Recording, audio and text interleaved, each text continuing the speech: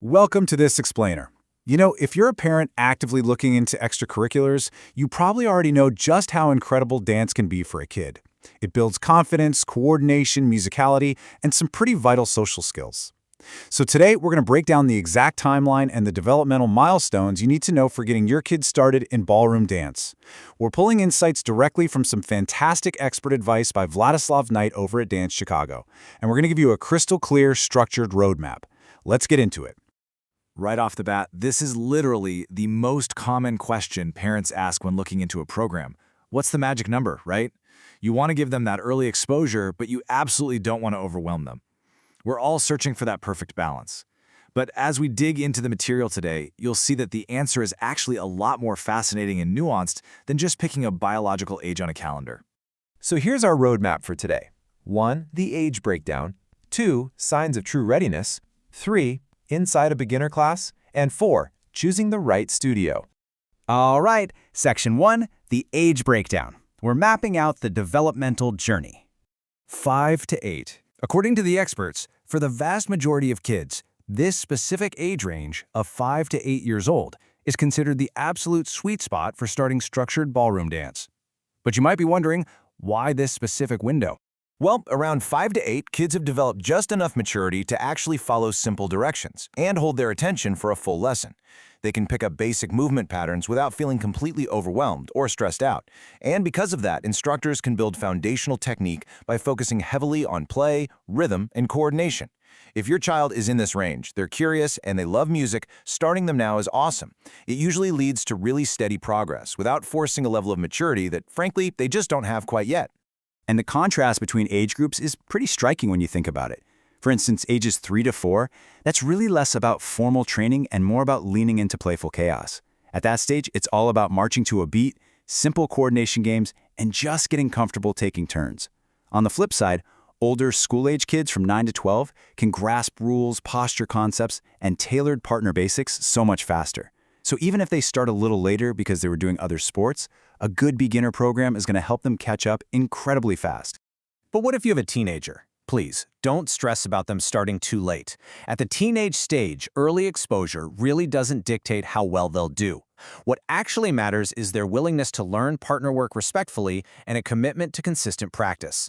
A growth mindset and wanting to have fun socially completely override not starting at age 5. Honestly, with strong coaching and just showing up, teens and even adults can totally thrive. Section 2. Signs of true readiness. Let's forget the numbers for a second. Exactly like it says, we need to stop obsessing over your child's biological age and instead look at behavioral readiness. Every single kid develops at their own unique pace. Their temperament plays a massive role in how they're going to handle structured learning in a group setting.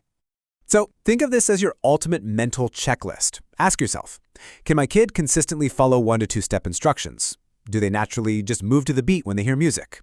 Do they have basic balance and a willingness to try something new? Can they stay engaged for a normal class length? And, this is a big one for ballroom, can they handle partner practice with patience and kindness? If you're nodding yes to these, they are a fantastic candidate. Just keep in mind, some kids are going to jump right into a large group and love it, while others might need a slower start with smaller classes or maybe a private lesson or two first.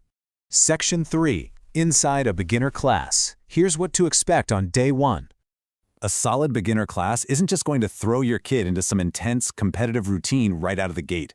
You should expect a highly realistic, age-adapted environment. They're going to focus on translating tricky things like posture and dance frame into kid-friendly concepts. They'll cover fundamental steps, timing, rhythm, and direction changes. And any partner work? That's going to be introduced super gradually so everyone feels comfortable. Plus, they'll build up that stage confidence through very low-pressure, friendly performances. A great teacher always adapts. They won't teach a 6-year-old the exact same way they teach a 12-year-old, even for the same dance. Section 4. Choosing the right studio. Let's talk about setting up for success. So, how do you actually pick the right place? Here's a foolproof 3-step blueprint. First off, look for studios that offer really clear beginner tracks and have explicit safety and etiquette guidelines for partner work.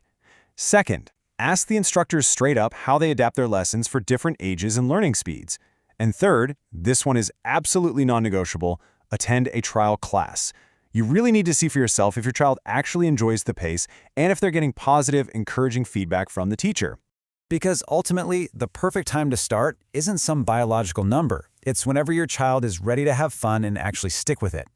Like the source material perfectly states, consistency and enjoyment drive the biggest long-term results. If they're having fun, they'll want to practice, and if they practice, they're going to grow. So I want to leave you with this final thought for today. Rather than agonizing over whether your child is the perfect age to start, ask yourself this: are they ready to discover the pure joy of movement, and what step will you take this week to help them find their rhythm? Thanks for hanging out with me for this explanation, and keep learning.